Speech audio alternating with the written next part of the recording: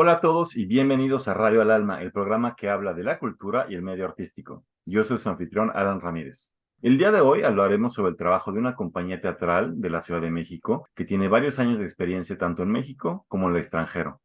Dicho grupo se ha presentado en varios espacios importantes y en estos momentos se encuentra realizando varios proyectos en Europa, tanto en España con Fedecat Taula per Mexic y Chanfra, y también en Francia con el Teatro del Oprimido.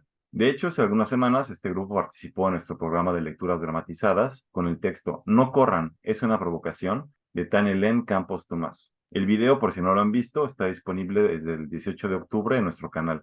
Y bueno, para presentarnos el proyecto artístico de la compañía Puntos Suspensivos Teatro, recibimos el día de hoy a Alejandro Guerrero, quien es maestro en filosofía, productor y músico para Telesur Latinoamérica, director teatral y actor. Hola Alex, bienvenido a este espacio. Hola, qué felicidad, qué padre, muchas gracias, de verdad, te agradezco en nombre de la compañía y es un enorme placer y honor estar en tu programa. No, gracias, pero bueno, el honor es todo mío, digo, con la carrera del señor y con todo lo que hacen desde hace algunos años. Fíjate que pasa bien rápido el tiempo, lo imaginas ahora sí en imágenes, ¿no? Y Ajá. vas pensando las cosas que quiere decir, suena de pronto pues muy académico, ¿no? Quizá, pero son muchos años que no se sienten, pero que son también, sobre todo, amistades, lugares, experiencias, a veces experiencias no tan digamos, luminosas. A veces uno ha tenido que aprender, como bien sabes, que estás en este ajo, con trancazos duros, pero bueno, es bien interesante hacer la retrospectiva y recordar y ver desde dónde empezaste, cómo le hiciste para seguir, y ahorita a veces pues es asombroso todo lo que ha pasado y pues aquí andamos, a la orden. Gracias. Me encanta, sobre todo porque eso me da a entender que hay mucho jugo para este programa, entonces vamos a exprimirlo un poquito, pero antes que nada, bueno, explíqueme, ¿por qué este nombre? Puntos Suspensivos Teatro, ¿de dónde viene? ¿A quién se le ocurrió? ¿Por qué se les ocurrió esto? Es una discusión que luego duró bastantes años dentro de la compañía y que yo me aferré a que siguiera siendo y al final aquí está como se lee, luego genera algunas confusiones o luego lo dicen literal, ¿no? Le ponen como palabras, puntos suspensivos. Todo comenzó cuando se hizo un ejercicio, pero me remonto hace, ¿qué? Estamos en 2024, 20 años. Allá en la Casa del Teatro, yo acababa de salir prácticamente de la carrera, empezaba ahí a trabajar en algunos proyectos también que me invitaba la misma Casa del Teatro, a estar también como adjunto, como maestro en el último año de la carrera de actuación, y por ahí se daba una bienvenida a quienes obviamente estaban recién evaluados del propedéutico, ya se iban a integrar a la carrera. Entonces esa bienvenida se la daba el último grupo, o sea, el que ya era como el mayor les organizaba la fiesta, el que era el subsecuente como en grados, el segundo año, era quien, digamos, actuaba o participaba performáticamente y Ok. algún extra por ahí, o sea, me refiero a los que seguíamos formando parte como maestros, como comunidad ahí flotante, pues nos encomendó de pronto un día el maestro Rogelio Luébano, en mi caso, oye, pues dirígete a los de segundo para ver qué onda, cómo les damos la bienvenida a quienes vienen llegando. Esos que venían llegando son del grupo, por ejemplo, quizá hay quien escuche y más o menos ubique la cartelera, algunos actores de teatro mexicano en ese grupo estaba, al que le dimos la bienvenida, Abraham Jurado, por ejemplo. Sí. Entonces, bueno, dirigía a tres compañeras, compañeros de ahí del grupo de segundo, que eran David Calderón, era Surságada, que tienen unas carreras impresionantes y que los admiro mucho y que eran unos bebés en ese momento, y a Carla Coronado, también compañera, que ahí anda, ¿no? Ahí anda constante también trabajando. Entonces, ¿cómo le ponemos? ¿Cómo le ponemos? No, pues ¿cómo le ponemos? No teníamos ni idea y había que hacer así, ¿no?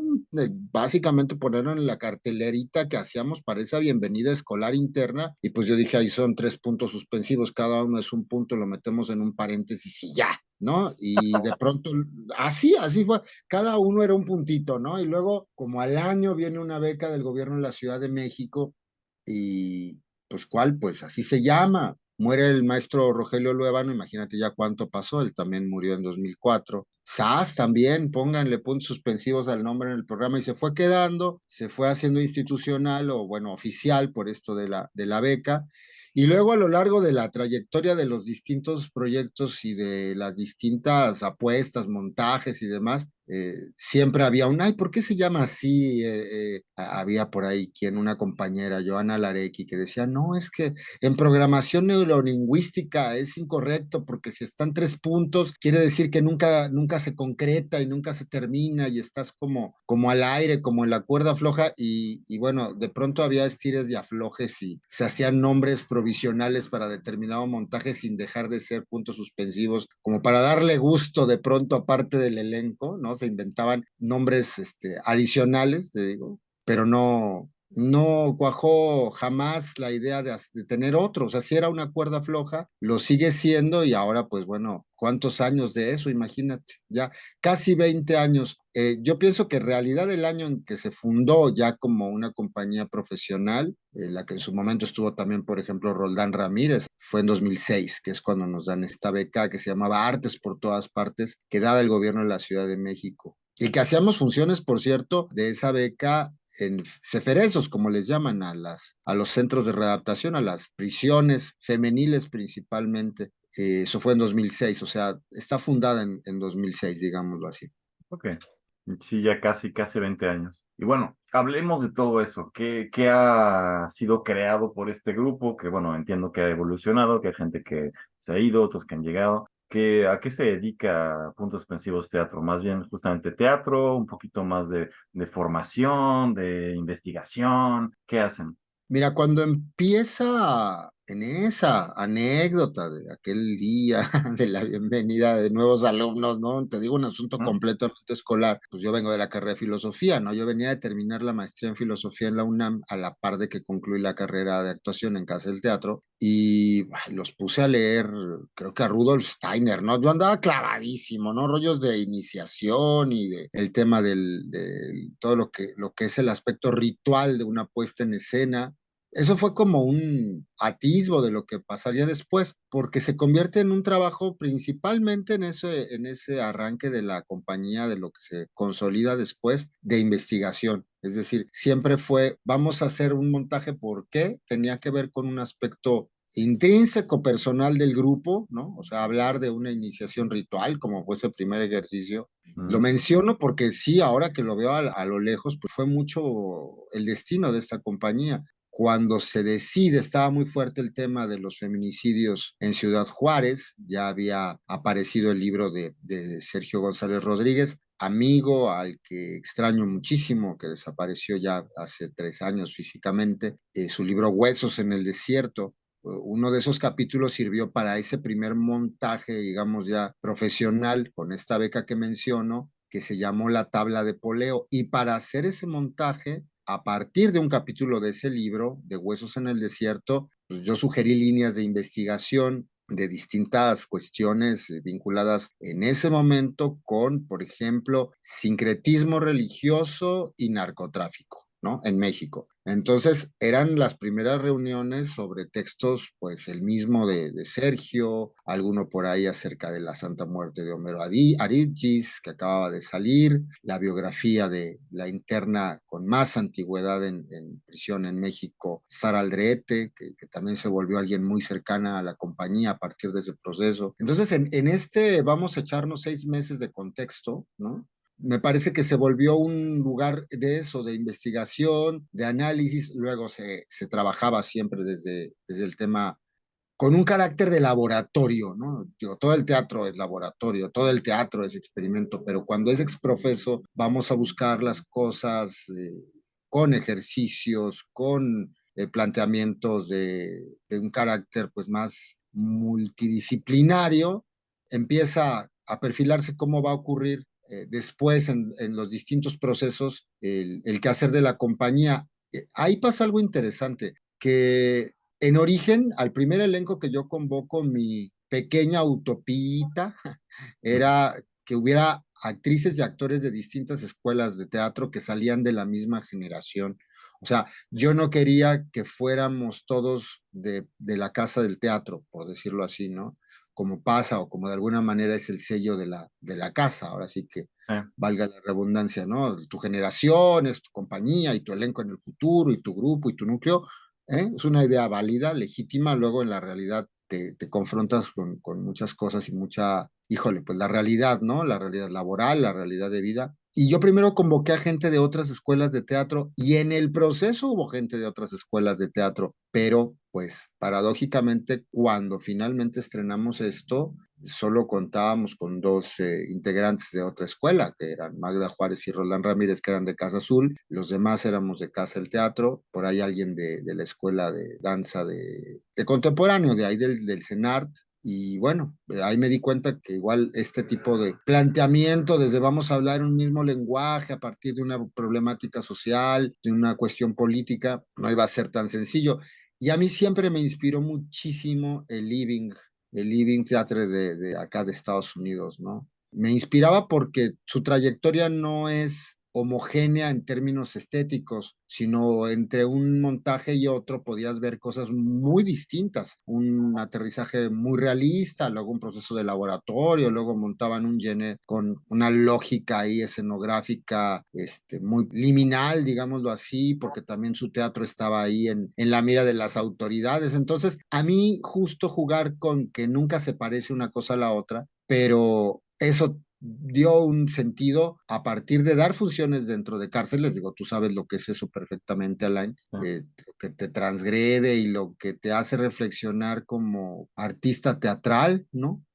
¿Dónde está la realidad? ¿Dónde están los límites de la ficción? ¿Qué es la ficción? Todo eso que te preguntas ahí, ese condensado que son las cárceles, y por alguna razón que yo se la atribuyo al haber en filosofía de la ciencia, en la carrera de filosofía, me clavé muchísimo leído, al haber leído a Foucault así hasta volverme loco en esto, sobre todo en los aspectos del orden del discurso, ¿no? La cárcel, la educación, el manicomio, bueno, y lo que hay detrás de eso en el ordenamiento legal, ¿no? En el ordenamiento del sistema. Y de pronto, pues resulta que la siguiente obra después de aquello es Ulrike Meinhof, o bueno, yo Ulrike Grito de Franca Ramey Defoe, que es una cárcel de alta seguridad en Alemania, ¿no? Y de ahí los temas empiezan a tener que ver con eso, con la condición del encierro dentro de la ficción, a veces se vuelve más realista, como lo fue, por ejemplo, North of Providence, Norte de Providencia de Edward Allan Baker,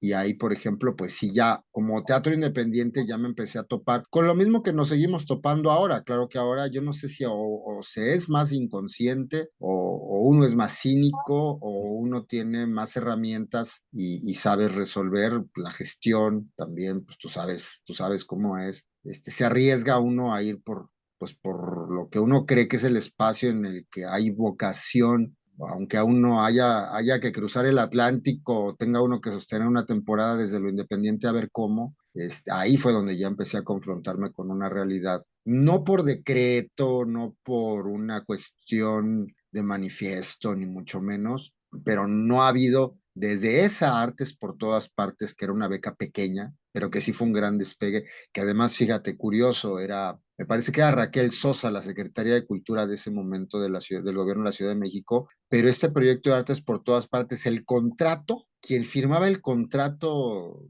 para las compañías jóvenes, la mayoría, ¿no? Que estábamos en ese festival, era firmado por el jefe de gobierno, ahí tengo la copia, y el jefe de gobierno de aquel primer contrato de la compañía que firma al calce era el licenciado Andrés Manuel López Obrador, ¿no? Entonces, eran como momentos en México, vendría algo terrible, como fue el gobierno de Calderón, el gobierno de Peña, y de alguna manera esta compañía fue entrando también en esa forma de decir, no queremos becas de la política neoliberal, ni adscribirnos a los lineamientos de esa política de censura.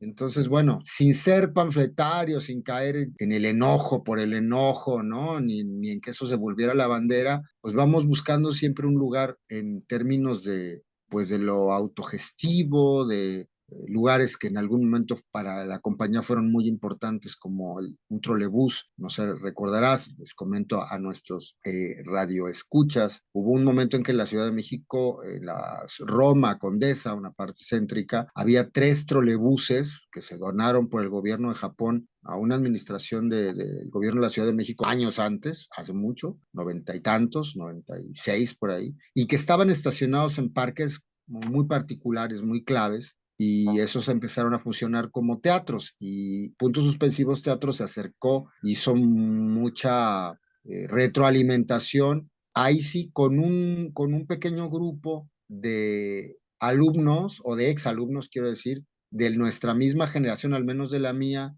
pero egresados del foro de Ludwig Margules. Mm. Y ahí eran, por ejemplo, Vladimir Bojorquez y Judith Inda, quienes armaron el proyecto de teatro sobre ruedas de Trolebús El Foro, y de pronto ya estaba yo coordinando ahí también a la medianoche funciones, una adaptación que hicimos al Águila de Dos Cabezas de Cocteau, una adaptación que hice para medianoche en el trolebús, de la gente que salía de los bares, que se fueran a meter ahí, también, ¿no? El Águila de Dos Cabezas, que acá se llamó Águila Testavis, era el encierro, ¿no? El encierro de Sisi de Austria, siempre el encierro, siempre la política, siempre abordando la locura, pero no tanto por el tema de lo que implica ese glamour escandaloso de esos temas, ¿no? Sino de qué pasa con la ficción, qué pasa con los estilos, con los géneros y con las realidades inmediatas que hay afuera en el contexto de, pues, de cada momento que nos tocó vivir, de un México bien complejo, ¿no? Se me hace muy interesante lo que cuentas, sobre todo porque la historia de esta compañía siento que está pues ligada también a muchos eventos, no sé si políticos, históricos de México, ¿no? Que bueno, tú hablabas de este cambio de gobierno y que una política diferente y que bueno, se tuvieron que adaptar y todo esto para poder seguir sobreviviendo. También me hace pensar que bueno, hace unos meses los recibí por acá por París en el Teatro Lo Oprimido para hablar de un texto de Tania que está ligado a un grupo de textos sobre el movimiento del 68 en México. Siento que esa parte histórica, quizás política de la Ciudad de México, del país, está como muy centrado en su trabajo y me da curiosidad saber justamente qué es lo que, por ejemplo, están creando en estos momentos en España. ¿Está también ligado a algo histórico, sea de México, de España, o es otro tipo de temáticas? ¿Qué es lo que hacen ahorita? Mira, ahí fue definitivo que pues apareció Tania Elen Campos Tomás, ¿no? Ujú. En mi vida, obviamente, y en el trabajo de la compañía, y que ahora sí que se dejó contaminar por el teatro, pues ya es antropóloga, pero la historia familiar suya, pues implica al líder más, por una parte denostado, por otra parte también más, ¿cómo decirlo? Más visto desde distintas perspectivas, con diferentes criterios, con lógicas y dinámicas, desde una visión partidista histórica, desde las múltiples izquierdas, que así es, que luego parecen que ninguna es izquierda. Ujú. La figura del padre de Tania fue crucial. ¿Por qué? Sócrates Amado Campos Lemus, porque cuando ella aparece y que me presta algunos de sus textos para un segundo montaje de la tabla de poleo y hablamos de su historia de familia, la investigación se centra en todo eso que no se ha abordado, digamos, de manera masiva, ¿no? De una manera amplia, mucho más amplia sobre el 68. Y a mí me pareció muy interesante porque aparecían otros autores de teatro en esa investigación, como José Revueltas, como Elena Garro, ¿no? Y ahí, bueno, se dio una fuerte investigación, empezaron a aparecer las obras que conforman, por ejemplo, este texto que se presentó allá, la vida de su madre, bueno, ahí puesta a partir de un otro personaje, pero es en el sentido estricto de qué va esa obra, pues es la vida de una migrante, ¿no? Que viene de Europa después de la Segunda Guerra Mundial y se topa aquí con la explosión del movimiento estudiantil, la vida de su padre en la cárcel con José Revueltas y Elena Garro por añadidura, que está en el mismo paquete histórico de ese mito que es el 68. Entonces, esto abre la investigación hacia obras, ¿no? Vasos comunicantes con otras obras de teatro, pero al mismo tiempo las problemáticas, por ejemplo, en México, como el tema de Ayotzinapa, desaparición forzada y demás, a mí me llevan a hacer una investigación sobre las Madres de Plaza de Mayo, que he tenido la fortuna de ir guiado por Ulises Gorini, el biógrafo de Eve de Bonafini, el investigador principal del tema, y estrené a ese respecto en 2016, Ese no es mi nombre, que fue 2 años después de Ayotzinapa y que ahorita tiene una secuela. Por ejemplo, me preguntas en qué estamos ahora. Muere Eve de Bonafini, el fascismo es como la amenaza ya exprofeso mundial, como lo es en Argentina, y ahorita estamos cocinando un espectáculo que es un monólogo con María Elena Olivares, actriz con quien ya he tenido el gusto de trabajar, pero que también hay elementos de circo, pero que también hay elementos de música, y está todo dentro de una exposición de obra pictórica de una artista plástica argentina que está enfocada precisamente en estos personajes, en las Madres de Plaza de Mayo, específicamente en la figura de Eve. Ese es algo que estamos preparando para estrenar el próximo año. Y como te digo, han sido sumándose las cuestiones de investigación, de generar talleres, de pronto la manera de subsistir. Ya pasamos por sacar libros, ya pasamos por que los mezcales, o sea, todas las que te imagines, pero de pronto en España, que bueno, en Cataluña específicamente, lo que pasa es que para esta invitación, esta idea de llevar en su momento las obras o una de las obras de la trilogía en donde aparece el maestro Antonio Zúñiga, por ejemplo, como José Revueltas, como tú bien sabes y que bueno, se está cocinando. Por ahí otro proyecto con un par de actores Sí. que ya sabrán quiénes son, ¿verdad? Estoy hablando con uno de ellos y al otro lo acabo de mencionar. Muy complejo irnos para allá y la pandemia, no era fácil llegar hasta París y la vía fue Cataluña y se abren, Carolina Herrera fue fundamental gestora allá en Cataluña, mexicana radicada allá, pum, se abre una línea de trabajo con talleres respecto a violencia, respecto a temas de vinculación de lo ecológico, con transdisciplina, con aspectos de ritualidad. Entonces vuelvo al principio, ¿no? Esto que era una ritualidad del actor para entrar en una lógica del quehacer, de la actoralidad, se va abriendo un tema de investigación de eso que puede ser entendido sin caer obviamente en el New Age, de qué pasa con una ritualidad desde lo ancestral, un contexto de despojo de tierras, qué pasa con una lectura milenarista de una situación tan terrible como los feminicidios en Juárez. Eso que de pronto pues empiezo a trabajar y a trabajar, ahora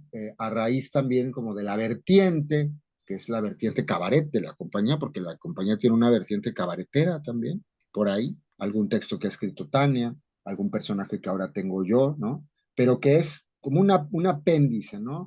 Y en esta idea de volver las cuestiones también de análisis de los talleres, de trabajar con grupos, específicamente Hombres por la Equidad, ha sido un grupo que se acercó mucho al trabajo de nosotros por distintas vías. Bueno, Tania trabaja metodologías directamente en su taller, en su curso, en su matrícula de formación. Uno de mis personajes de cabaret, que es cabaret de perspectiva de género, pues ahí empieza a articular cosas, ¿no? Y esto también nos tiene muy cerca del quehacer allá en Barcelona. Y bueno, pues la FEDECAT es un espacio en donde confluyen muchos grupos, entre ellos uno que trabaja teatro Lo Oprimido, como alguna vez te comenté. Entonces en Cataluña también allá está Luna María, que es actriz, que fue compañera de otra generación de allá de Casa del Teatro y ahora radica ahí y se sumó a Puntos Suspensivos Teatro justo por una de las lecturas que tuvimos este año en Casa América Cataluña y va a estar como actriz, es parte de la compañía en Teatro El Oprimido, también se sumó a lo que está ahí en cartelera la maestra Sandra Félix, con justamente mencionaba Elena Garro, pues bueno, ha sido algo que se ha ido dando. Yo creo que tiene que ver mucho que la investigación es la que nos ha unido, ¿no? Como pasó también con Antonio Zúñiga, que ha sido crucial para nosotros. Él es parte de la compañía, ¿no? Y es una compañía pues independiente, porque luego es así como Antonio, que ahora es un funcionario muy importante, no lo es, y lo hace de una manera óptima, ¿no? Su labor la realiza desde mi punto de vista como ciudadano, yo diría muy bien, pero nosotros no trabajamos con el funcionario, nosotros trabajamos con el actor El actor, claro. que exige, que busca en el personaje y que así como él es el José Revueltas de nuestras propuestas escénicas, tanto en No Corran es una provocación como en Vivir de Paz, Morir en Revueltas, donde Octavio Paz por ahí es un actor que radica en París, Alain Ramírez. Pues Toño es del norte, es dramaturgo, también es poeta, como no, escribe, tiene una claridad y un activismo de pensamiento crítico importante, pero pues por eso fue Revueltas. Revueltas lo escogió a él, no fuimos nosotros. Entonces, bueno, este es el equipo ahora. Está desde luego César René Pérez, que estuvo con nosotros allá en París, que es también una pieza importante. Y bueno, anda por ahí también Francesca Guillén, que no hemos remontado en México, no corran. Han pasado, ya sabes, ¿no? De pronto sostenerlo lo tienes en la mente, lo tienes en el corazón, pero ya cuando uno dice, ahí va de nuevo la nueva temporada, obviamente la pandemia, seguimos hablando algunos de eso, porque estuvo fuerte, estuvo fuerte y creo que también eso nos puso, al menos a mí, en una línea de eso, mucha talacha, mucha investigación en términos de lo académico, en términos de cómo los temas van dando como desde una dialéctica ahí, la sobrevivencia. Lo que pasó en la pandemia es que se gestó un montaje a la Brecht, que es el que estuvo en Cuba este año, empezando el año, abriendo el año, que es un unipersonal mío. Pues es un homenaje de alguna manera pues al artista en una coyuntura como esa, que estaba pues en llamas todo, ¿no? La realidad, el espíritu, la posibilidad de tener un espacio, ya no digas con público, visto ahora sí que 100 años después de una recesión, 100 años después de una post, interguerra, como estamos ahora, aunque ahora todo es asimétrico y más diametralmente catastrófico, puede irse el mundo directo al abismo en un pestañear de ojos. Entonces de eso se trata el Alabrecht que hicimos en Cuba, representando a México en Cienfuegos. Se estrenó el año pasado en el Centro Cultural Los Pinos, buscamos el próximo año por acá. Ahí vamos, poquito a poquito, a llegarnos al Teatro de la Ciudad. Ahí me acompañan compañeras, principalmente son instrumentistas mujeres. Y bueno, ese fue un proyecto de la compañía que dio a luz, pues complejo el proceso que se ensayó en la pandemia. Y lo otro quedó por ahí esperando que hubiera la manera de, estamos en crisis, pues el mundo está en crisis, ¿no? Y con eso no hay, o busco una postura victimizada, no, al contrario, yo creo que pues hay que ir sobre la realidad y sobre lo que se puede, pues lo que viene el próximo año, yo me estoy frotando las manos. Ahora volvemos a Barcelona a continuar con Cos Territory, que es un proyecto que tiene que ver con la tierra, con la identidad de la tierra, con un aspecto de lo ecológico. Nosotros vemos eso como una posibilidad de carácter del arte contemporáneo, la vinculación del arte con la ecología y también a una marcha de protesta ahí contra la violencia. Bueno, mira lo que está pasando en Palestina, ¿no? Sí. Y a ver si se da la oportunidad de también de establecer ahí con un poco el cabaret de perspectiva de género, ver, avanzar un poco con el tema de lo que se lleva al Teatro del Oprimido el próximo año con Luna, que vive allá. Pues vamos a eso pronto, pero en realidad estamos trabajando, acá estamos ensayando con la maestra Félix, continuaremos nosotros también, obviamente. A mí ahorita lo que me tiene más enfocado en términos de tramitología, lógica, gestión, ¿qué te platico, Alain? El proyecto de Eve de Bonafini, que pues tendrá acá que estrenarse en un aniversario de la dictadura, del inicio del golpe allá en Argentina en marzo. Pensamos estrenarlo acá, esperemos que todo, como dicen en Yucatán, vaya bien. Pues esperemos. De todas maneras, yo lo sigo muy de cerca y estoy seguro que todos sus proyectos van a seguir buen curso y que se van a multiplicar y que no solo van a ser dos, tres países el próximo año, quizás vayan a ser cinco, seis y el año siguiente quizás siete y ocho. Entonces esperemos que Puntos Suspensivos Teatro siga creciendo. Alex, lo siento, pero estoy viendo el tiempo y se nos está acabando el tiempo del programa. Se va. Tú eres parte de puntos suspensivos, Alain, y gracias por eso, y gracias por la confianza, por la paciencia siempre. Y sí, ahí vamos. Ahora el Teatro Chicano está tocando a la puerta, las resistencias culturales de la compañía. Esta semana, justo creo que se va a abrir una puerta importante ahí. Bueno, no creo, lo sé, pero ya me va a hacer físico el constatarlo. Gracias y bueno, un privilegio estar acá y nos veremos pronto también para proseguir nuestros trabajos de ensayos, Alain. Claro, claro, perfecto. Yo ya me muero de ganas. Sí, sí, sí. Pues bueno, Antes de irnos, los invito evidentemente a seguir a Puntos Suspensivos Teatro por medio de sus redes sociales. Como lo descubrieron el día de hoy, el grupo desarrolla muchos proyectos, tanto artísticos como de formación, que pues, son muy interesantes. No duden en participar en sus actividades, tanto en México como en el resto del mundo. Ya lo escucharon, por el momento hay cosas en España y en Francia, y pues veremos que otros países se van añadiendo luego a la lista, ¿no? Por el momento, les hago un pequeño resumen. Este año 2024 irán 2 veces a París, la primera en julio, con las obras Documento Helena y Éper Correlato, para completar la trilogía del 68 que abrieron justamente con la lectura que les mencionaba al principio del programa. De hecho, no duden en checarla en el canal. El segundo viaje será a mediados del mes de noviembre para presentar la obra Vivir en paz, morir en revueltas. Por supuesto, les seguiremos comunicando sobre estos proyectos en las redes del alma. Además, como lo mencionaba Alejandro, la compañía está por estrenar en México su segundo montaje sobre las Madres de Plaza de Mayo, que lleva por título Habeas Ebe, y una nueva propuesta que abordará el neonarcisismo contemporáneo a partir de Sor Juana y Lipovetsky. En fin, como siempre, los invito a darle clic al botón suscribirse del canal, a darle like al video, a compartirlo y, por supuesto, a dejarnos sus comentarios. Sobre esto les deseo un muy buen día y nos vemos pronto para un nuevo episodio. Hasta luego.